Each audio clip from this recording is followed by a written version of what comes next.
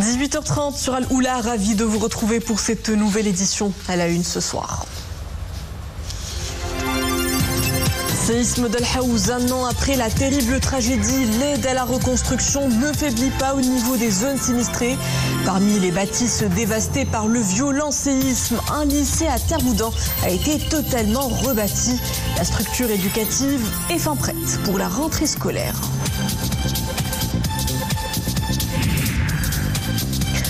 Le monde rural profite d'une large couverture des agents recenseurs. L'opération de collecte des données auprès des ménages se poursuit. Exemple à Ain El-Louh, où la population locale impliquée dans cette importante échéance nationale a réservé un accueil enthousiaste et chaleureux aux enquêteurs.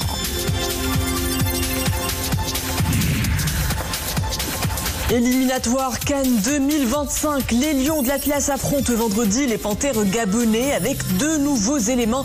Les protégés de Walid El-Jagui affûtent leurs armes en prélude du match au grand stade d'Agadir. Immersion dans la séance d'entraînement. Bonsoir. L'ouverture du journal à Pékin où s'est tenue aujourd'hui la réunion ministérielle du Forum sur la coopération sino-africaine. Le ministre des Affaires étrangères, de la coopération africaine et des Marocains résidant à l'étranger y prend part. L'occasion pour Nasser Bourita d'échanger avec plusieurs de ses homologues sur les voies et moyens de renforcer la paix, la stabilité et le développement sur le continent africain. Une coopération sud-sud bilatérale agissante adossée à une coopération triangulaire avec la Chine dans le cadre du FOCAC et ce, conformément aux hautes orientations de Sa Majesté le Roi. Temps fort de ce forum qui célèbre cette année son 24e anniversaire, l'adoption de la déclaration et du plan d'action de Pékin en vue de leur adoption finale par les chefs d'État et de gouvernement au sommet du FOCAC prévu du 4 au 6 septembre en Chine.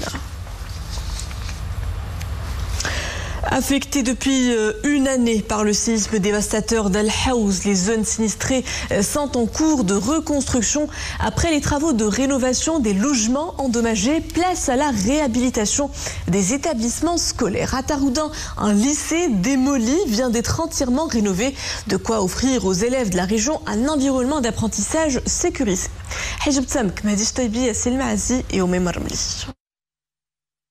Des allées colorées, une cour de récréation spacieuse et des classes fin prêtes à accueillir demain les élèves.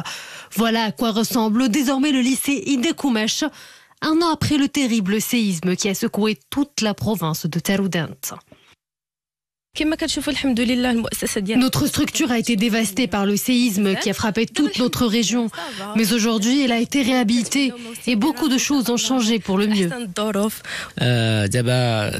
Nos enfants seront certainement épanouis dans cette nouvelle structure. Les locaux sont très bien aménagés, les salles sont spacieuses et bien équipées en matériel technologique.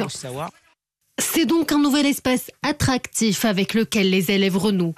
Une structure qui répondra aux besoins des nouvelles générations en matière d'apprentissage, d'innovation et surtout d'épanouissement. Au niveau de la province de Taroudan, tous les élèves disposent d'un logement décent. Il n'y a plus aucune tente provisoire. Tout a été réhabilité. Au niveau national, il est question de plus de 70 établissements qui ont fait l'objet de travaux de réhabilitation et de rénovation. Au-delà des travaux de restauration des bâtiments, la reconstruction aspire à redonner aux élèves un sens de stabilité et de sécurité. Deux éléments essentiels pour surmonter les séquelles du séisme dévastateur. Cap à présent sur Ain El-Louh dans la province d'Ifrane où l'opération de collecte des données dans le cadre du recensement général de la population et de l'habitat bat son plein. Depuis dimanche, cette commune rurale à 40 km d'Ifrane est sillonnée par les agents recenseurs. Notre caméra a suivi le porte-à-porte des enquêteurs. Reportage d'Ahmed El-Fadeli avec le récit de Zakaria Moukinbillah. Une réunion de briefing pour ces agents chargés du recensement dans la commune de Ain El-Louh. Avant d'investir le terrain, ils apprennent à reconnaître sur la carte les zones géographiques qui leur sont attribuées. Et c'est parti pour aller à la rencontre des habitants dans les différents douars et quartiers de cette commune rurale de la province d'Ifrane. Des moyens importants sont mis à contribution pour mener à bien cette opération. 240 agents sont mobilisés. À cela s'ajoutent des moyens logistiques avec des voitures utilitaires et des voitures 4x4. Environ 243 tablettes sont disponibles pour collecter les informations.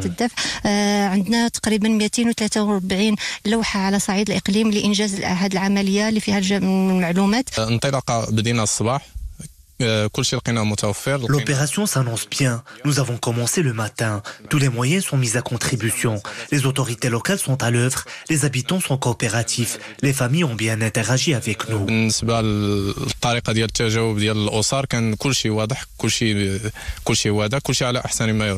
L'interaction des ménages est une condition essentielle pour assurer la réussite de cette opération. Grâce à la coordination entre les équipes chargées du recensement et à l'engagement actif de la population, cette échéance se déroule en toute fluidité. Je suis content de ce recensement. Nous sommes reconnaissants envers les équipes qui veillent à l'accomplissement de ce devoir. J'espère que tous les Marocains contribueront à son succès. Le recensement général de la population et de l'habitat permettra de connaître les caractéristiques démographiques, sociales et économiques de l'ensemble de la population. Il permettra aussi de déterminer le volume et les caractéristiques du parc de logement, ainsi que les conditions d'habitation des ménages. Focus à présent sur la situation au niveau du deuxième plus grand barrage du royaume, le barrage d'Al Massira, quasi à sec en raison de la sécheresse qui sévit ces dernières années. Une situation alarmante face à laquelle la mobilisation s'accentue. Reportage de Leila Aslim, Mustafa Ouda avec les commentaires de Sofia Fkrout. Le barrage Al Massira, dans la province de Stat, le deuxième plus grand barrage du royaume. Un géant qui n'a plus grand-chose à protéger. Ses retenues se réduisent comme une peau de chagrin. En cause, les années successives de sécheresse. Et voici le triste spectacle d'un bassin aujourd'hui dégarni. À peine 24 millions de mètres cubes d'eau, c'est loin, bien loin de sa capacité de 2,6 milliards.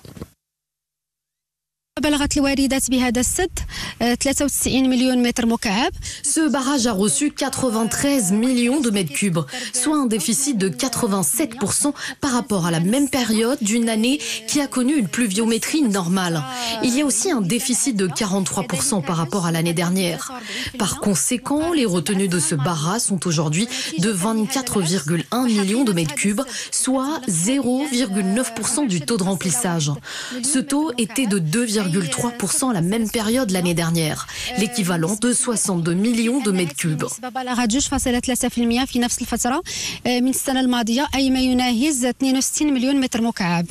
Une situation alarmante qui dicte des mesures d'urgence pour sécuriser l'approvisionnement en eau potable. Car le barrage Al Massira est un maillon important dans l'approvisionnement en eau potable de plusieurs villes du royaume, dont Casablanca, El Jadida, Stat et Ben Grir. L'on a renforcé les retenues de ce barrage à travers 7 opérations de transfert d'eau, notamment à partir du barrage Ahmed El Hansali à hauteur de 155 millions de mètres cubes et 2 transferts à partir du barrage Bil Widen à hauteur de 130 millions de mètres cubes. Autre mesure destinée à faire baisser la pression sur le barrage, la production d'eau potable à partir du dessalement de l'eau de mer à Safi et Jorf El Sfar, en plus de l'interconnexion des barrages, conformément à la vision royale.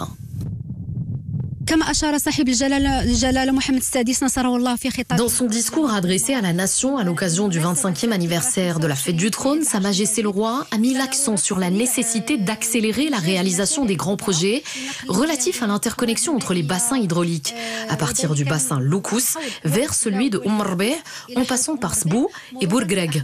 Ceci va permettre de gagner 1 milliard de mètres cubes d'eau et qui se déversaient dans la mer. Des programmes ambitieux pour que chaque goutte d'eau soit utile. Le Maroc compte plus de 150 grands barrages d'une capacité totale estimée à 20 milliards de mètres cubes. À eux s'ajoutent plus de 140 petits ouvrages pour soutenir le développement local. La politique de la construction des barrages se poursuit sous le leadership de Sa Majesté le Roi Mohammed VI, une politique destinée à garantir la pérennité des ressources hydriques pour mieux affronter les défis climatiques, en l'occurrence la succession des années de sécheresse. Et en attendant des pluies revigorantes, on continue de scruter le ciel en ce début septembre. C'est une ambiance automnale précoce qui semble s'installer sur plusieurs de nos provinces. Cet après-midi, le temps était plutôt instable du côté de Midelt, Ifrane, Bnimlal, El Haouz, Tinri, Razilal, Khnifra et Boulman. Des provinces touchées par des averses orageuses, conditions presque identiques attendues ce soir encore, avec des averses accompagnées de grêles et de rafales de vent. Proche-Orient, l'offensive israélienne ne connaît pas de répit à Gaza au 11e mois de guerre. Le Premier ministre israélien Benjamin Netanyahou a averti qu'il ne céderait pas aux pressions pour conclure un accord sur la libération des otages à Gaza. Des manifestations rassemblant des milliers de personnes ont eu lieu à Tel Aviv et à Al-Quds, accompagnées d'une grève dans plusieurs villes pour réclamer un accord permettant la libération des dizaines d'otages encore retenus à Gaza. Direction les États-Unis à 2 mois des présidentielles qui s'annoncent très serrées. Kamala Harris et Donald Trump multiplient les déplacements dans les États stratégiques où se jouera l'élection. En Pennsylvanie, état pivot susceptible de faire basculer le scrutin présidentiel, le duo démocrate Joe Biden et Kamala Harris a participé à un événement de campagne à l'occasion de la fête américaine du travail. Le duo démocrate a rencontré des syndicalistes lors d'une journée axée sur la défense de la classe moyenne et ouvrière. Ils se sont ensuite tenus côte à côte devant quelques 600 sympathisants. Conflit russo-ukrainien, au moins 49 personnes ont été tuées et 219 blessées aujourd'hui dans une frappe de missiles russes à Poltava, dans le centre de l'Ukraine. Frappe qui a notamment partiellement détruit un institut militaire. Le président ukrainien a dit avoir ordonné une enquête complète et rapide sur les circonstances ayant permis cette attaque russe. Retour chez nous où la vigilance est à son paroxysme pour prévenir d'éventuels départs de feu. Fort heureusement, cette année, nous enregistrons une nette réduction des incendies et des surfaces brûlées. Retenez ces chiffres de l'Agence nationale des eaux et forêts. 780 hectares, c'est la superficie totale brûlée en 2024 contre 6100 hectares brûlés en 2023, soit 7 fois moins. Toujours selon l'ANEF, 270 incendies ont été déclarés à l'échelle nationale. Jusqu'au 31 août 2024, une superficie brûlée qui reste nettement en deçà de la moyenne décennale, estimée à 4800 hectares. Sport football à présent, éliminatoire de la CAN 2025, place aux préparations physiques. Les Lions de l'Atlas ont effectué une séance d'entraînement avant d'affronter le Gabon. Un rassemblement en prévision de ce match prévu vendredi au Grand Stade d'Agadir qui verra l'entrée de joueurs fraîchement désignés parmi les Lions de l'Atlas. Il s'agit du jeune latéral gauche du Bayern Munich Adam Aznou et Zakaria El Wahdi du club belge Genk. Boubkar Nabrit. Le foot, ce n'est pas que taper dans un ballon. C'est aussi de l'entraînement avec de longues séances de musculation. Vendredi, les Lions d'Atlas affrontent les Panthères du Gabon dans le cadre de la CAN 2025. Parmi les convoqués, de jeunes joueurs qui viennent renforcer le banc de touche et qui ont la totale confiance du sélectionneur. Parmi les joueurs convoqués, Zakaria El Wahdi, il évolue en Belgique au club de Genk. Je pense que tout le monde veut jouer pour Maroc. Et je pense que c'est un rêve de tout le monde. Et maintenant, je suis là et je vais essayer de donner. Pour la famille, eux aussi, très contents. Parce que c'est aussi la première fois pour eux. Mais comme j'ai dit, je pense qu'ils étaient plus heureux que moi. Prendre part à une CAN, c'est le rêve de chacun de ces jeunes joueurs. Cela passera par le premier match face au Gabon. Maintenant, c'est la CAN, Inch'Allah. Donc on va concentrer sur ça et on va voir, Inch'Allah. Je veux dire, Jomor du Maghreb, shukran bzaf. On se voit le 6, Inch'Allah. Parmi les 26 joueurs retenus, une autre nouvelle recrue, Adam Aznou, la pépite du Bayern de Munich, exprime sa joie d'être présent à Agadir et nous parle de son intégration au sein du groupe. Lorsque la liste de l'équipe nationale a été dévoilée, j'étais à l'entraînement et j'ai reçu un message de mes parents m'annonçant la bonne nouvelle. Ils étaient très heureux et j'aurais aimé être avec eux pour célébrer cette journée. Quant à l'ambiance au sein du groupe, elle est bonne et les joueurs sont tous gentils, me parlent beaucoup et m'encouragent, étant donné que je suis le plus jeune du groupe et que je suis un peu timide. J'ai hâte de rencontrer les supporters le 6 septembre à Agadir. On vise la victoire. À l'issue du tirage au sort, le Maroc, déjà qualifié en sa qualité de pays hôte, a été logé dans le groupe B aux côtés donc du Gabon, de la Centrafrique et du Lesotho. La phase finale de la CAN Maroc 2025 aura lieu du 21 décembre 2025 au 18 janvier 2026. Et à Paris, nos para-athlètes ne cessent d'étoffer le compteur des médailles nationales. La Marocaine Saïda Hamoudi a remporté la médaille de bronze du lancer de poids. Hamoudi est montée sur la 3e marche du podium après avoir réalisé un lancer à 7,80 m. Il s'agit de la 6e médaille remportée par les athlètes marocains aux Jeux paralympiques de Paris. Le gratin de Hollywood réuni à la 81e Mostra de Venise. Le festival met à l'honneur cette année un cinéaste prolifique. Claude Lelouch a été hommagé pour l'ensemble de son œuvre. Le réalisateur français, mondialement célébré en 1966 pour Un homme et une femme, incarne depuis plus d'un demi-siècle l'amour du cinéma. Avec à son actif une 50aine de films en 60 ans de carrière. C'est que il y a un petit bar presque fait cadeau d'une projection privée. J'ai invité mes questions à l'Excelsior et puis il y a eu un... Voilà, c'était le clap de fin de cette édition. Merci à vous de l'avoir suivi. Le retour de l'information langue arabe est à 21h. Excellente suite des programmes à tous sur Al-Oula.